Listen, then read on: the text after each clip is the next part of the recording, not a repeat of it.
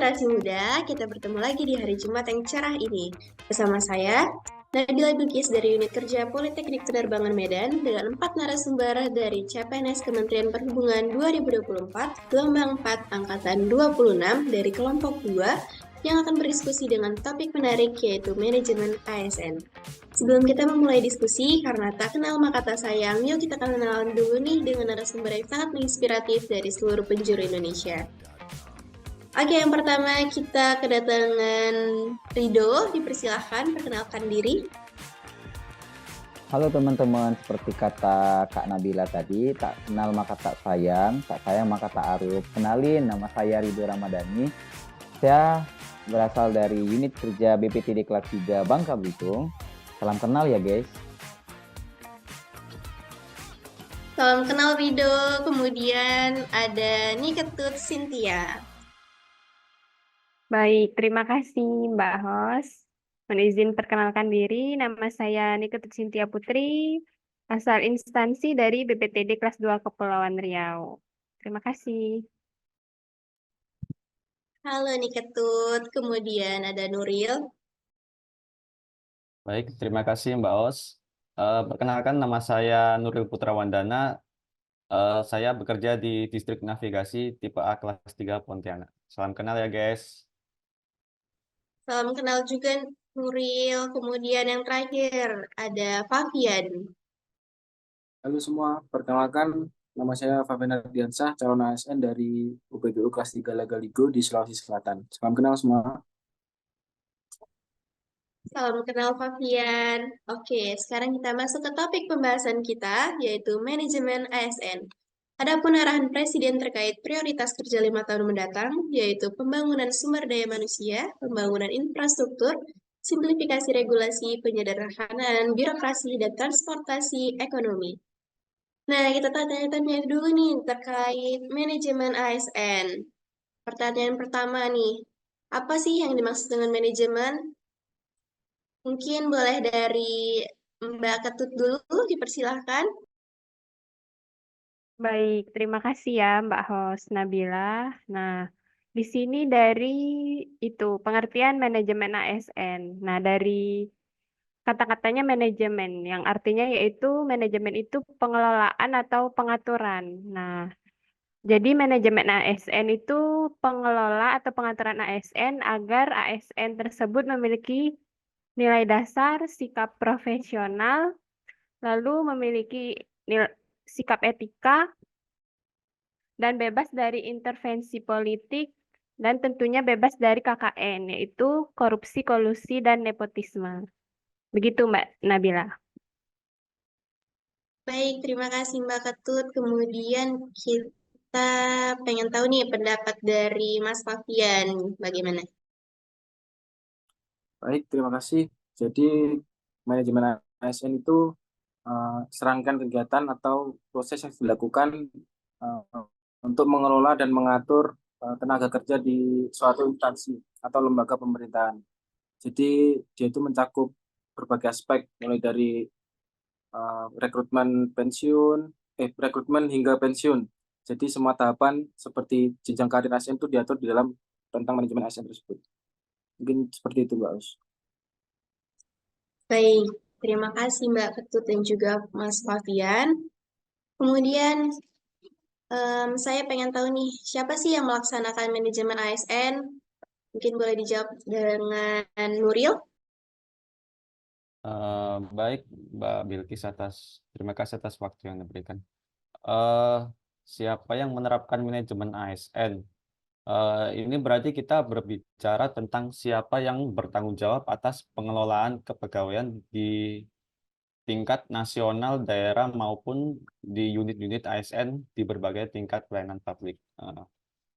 Yang pertama, untuk yang tingkat nasional ini tentunya ada Badan Kepegawaian Negara yang biasa kita dengar BKN. Nah, BKN ini merupakan lembaga pemerintah non-kementerian yang diberikan kewenangan untuk melakukan pembinaan dan menyelenggarakan manajemen ASN secara nasional, sebagaimana diatur dalam Undang-Undang Nomor 5 Tahun 2014. Kemudian juga ada KASN. Nah, KASN ini berfungsi untuk mengawasi pelaksanaan norma dasar, kode etik, dan kode perilaku ASN, serta penerapan sistem merit dalam kebijakan dan manajemen ASN pada instansi pemerintah. Kemudian barulah ini melibatkan juga dari pemerintah daerah dan unit-unit ASN di berbagai tingkatan administrasi pelayanan publik. Seperti itu. Baik, terima kasih untuk jawaban dari Nuril. Berarti yang melaksanakan manajemen ASN ini ada BKN dan juga KSN ya, betul? Ya, betul. Juga dari setiap pemerintah daerah sama dari unit-unit ASN itu sendiri sih, seperti di kantor-kantor kita itu kan juga termasuk kantor-kantor unit nih, administrasi pelayanan publik. Itu sih, Kak. Baik, terima kasih atas jawabannya. Kemudian pertanyaan ketiga nih, kapan sih kita manajemen ASN ini dilakukan? Mungkin bisa dijawab oleh Mas Rido. Oke, terima kasih Mbak Nabila. Kapan sih manajemen ASN itu dilakukan? Manajemen ASN itu dilakukan ketika kita sebelum menjadi CASN sampai akan pensiun. Itu aja Mbak untuk jawabannya. Baik, terima kasih atas jawabannya Rido. Kemudian pertanyaan keempat nih, di mana manajemen ASN ini dilakukan? Mungkin boleh dijawab oleh Mas Fabian. Baik, baik. Terima kasih. Jadi manajemen ASN itu bisa dilaksanakan di berbagai tingkatan pemerintahan. Jadi mulai dari tingkat pusat sampai daerah. Jadi seperti di tingkat pusat itu eh, manajemen ASN itu umumnya dilaksanakan oleh Kementerian Pan-RB atau Pembinaan Aparatur Negara dan Reformasi Birokrasi. Jadi di pusat itu diatur oleh Kementerian Pan-RB. Lalu di tingkat daerah eh, diatur oleh biasanya itu BKD, Badan Kepegawaian Daerah. Jadi pertanyaan kan di mana manajemen ASN dilaksanakan. Jadi di tiap tingkatan pemerintahan itu pasti ada pengaturan ataupun manajemen ASN tersebut. Jadi kayak kalau unit kecil seperti instansi saya, jadi manajemen ASN itu tetap juga dilakukan oleh yang mengatur itu kepala bandara ataupun kepegawaian di sana. Mungkin seperti itu Mbak Bilkis. Baik, terima kasih atas jawabannya Mas Fabian. Berarti manajemen ASN ini dilakukan di setiap tingkatan pemerintahan sesuai dengan peraturan masing-masing instansi, betul ya? Ya Mbak Bilkis. Baik, terima kasih Mas Fabian. Kemudian nih, pertanyaan selanjutnya, mengapa manajemen ASN ini perlu dilakukan? Mungkin boleh dijawab oleh Mas Nuril. Oke, terima kasih atas waktu yang diberikan. Mengapa perlu diterapkan manajemen ASN ini ya? Penerapan manajemen ASN ini penting, Mbak, untuk memotivasi dan juga meningkatkan produktivitas pegawai dalam melaksanakan tugasnya sehingga mampu berkontribusi pada pencapaian dan sasaran organisasi. Nah, oleh karena itu penting juga nih pemberlakuan sistem merit yang tadi saya katakan awal, sistem merit dalam birokrasi yang bertujuan untuk menghasilkan ASN yang profesional dan berintegritas dengan menempatkan mereka pada jabatan-jabatan yang sesuai dengan kompetensi mereka. Kemudian dengan pemberian kompensasi yang layak dan juga mengembangkan kemampuan ASN melalui bimbingan atau diklat ini sudah termasuk untuk eh, ini tadi yang meningkatkan produktivitas pegawai tadi. Kemudian mengingat jumlah ASN saat ini ya yang mungkin jumlahnya mencapai 5 jutaan lah. Dan di bawah 50% ini itu menduduki jabatan administratif. Sehingga diperlukan perubahan agar jabatan fungsional ini atau jabatan yang berkeahlian khusus ini, profesional, ini juga dapat mendominasi nantinya. Seperti itu sih, Pak. Terima kasih. Baik, terima kasih atas jawabannya Mas Nuril. Berarti dapat kita simpulkan manajemen ASN ini perlu dilakukan untuk memotivasi dan juga meningkatkan produktivitas pegawai untuk mencapai visi dan misi suatu organisasi sesuai kompetensi yang dimiliki, sesuai dengan sistem merit tadi ya. Betul ya, Mas Nuril? Betul, Mbak Bilkis. Oke, terima kasih atas jawabannya Mas Nuril. Kemudian pertanyaan selanjutnya, bagaimana penerapan manajemen ASN dalam kehidupan sehari-hari? Mungkin boleh dijawab pertama oleh Mbak Ketut.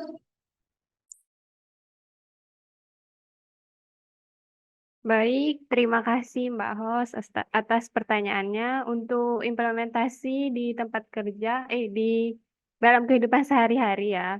Nah, kita bisa menerapkan sikap disiplin. Nah, untuk sikap disiplin ini bisa kita melaksanakan kalau dalam kehidupan sehari-hari kan kita sekarang dalam kondisi bekerja. Nah, kita bisa datang tepat waktu di tempat bekerja dan kalau diberi tugas oleh atasan kita dapat memberi tugas tersebut dengan tepat waktu dan menyelesaikannya maksudnya. Nah, lalu mengimplementasikan sikap jujur. Nah, kita sebagai calon ASN harus mengimplementasikan sikap jujur dalam bekerja.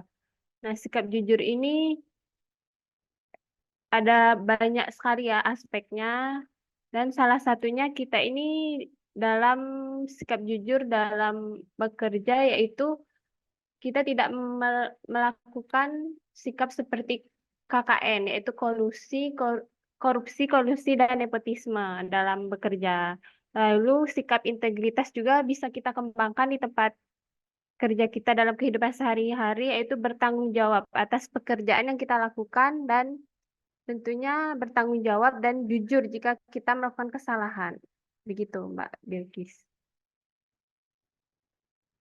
Baik, terima kasih atas jawabannya Mbak Ketut. Berarti bisa kita simpulkan dalam kehidupan sehari-hari kita juga menerapkan manajemen ASN dalam sikap disiplin, jujur, dan juga bertanggung jawab.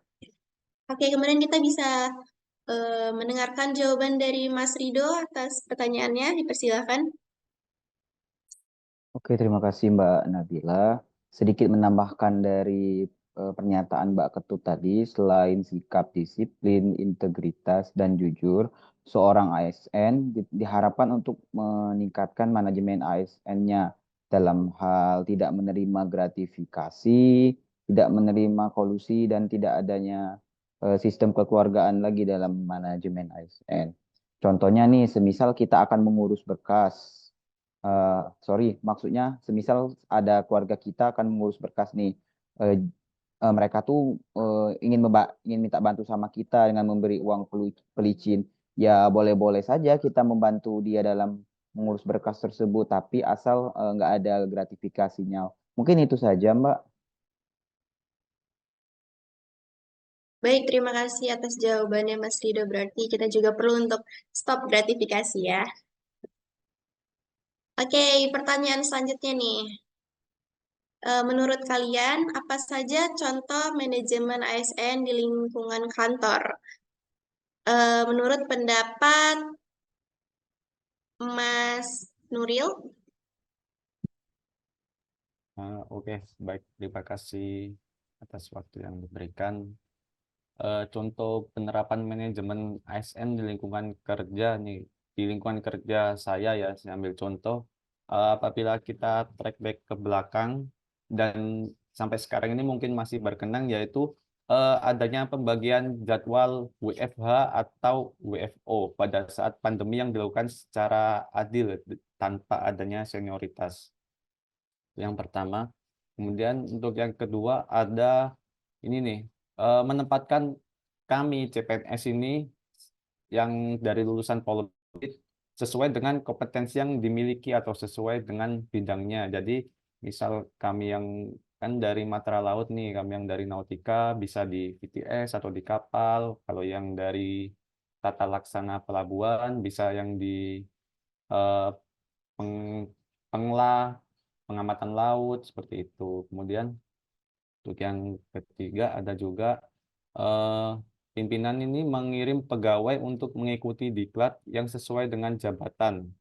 Nah, yang ditempati sehingga mampu meningkatkan kinerja ASN yang pada akhirnya berdampak pula pada kinerja pelayanan publik. Nah, cukup itu sih dari saya, Kak. Terima kasih. Baik, terima kasih atas jawabannya Mas Nuril. Berarti kesimpulannya adalah pembagian jadwal work from home dan work from office tanpa ada senioritas yang pertama, kemudian yang kedua ada menempatkan kompetensi sesuai dengan bidangnya. Ini menarik. Jadi pertanyaan saya, apakah Mas Nuril penempatannya sudah sesuai dengan bidangnya? Untuk saat ini sih sudah sesuai ya, karena saya kan juga dari ini apa laut. Nah, kami ditempatkan untuk di vessel traffic service di mana dia ini mengawasi pergerakan kapal-kapal yang melewati alur seperti itu. Baik, terima kasih atas jawabannya Mas Nuril. Kemudian kita pengen tahu nih jawaban dari Mas Fabian. Dipersilahkan.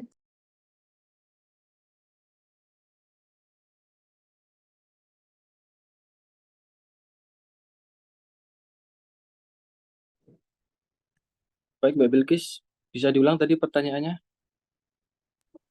Pertanyaannya, menurut Mas Fabian, apa saja contoh manajemen ASN di lingkungan kantor?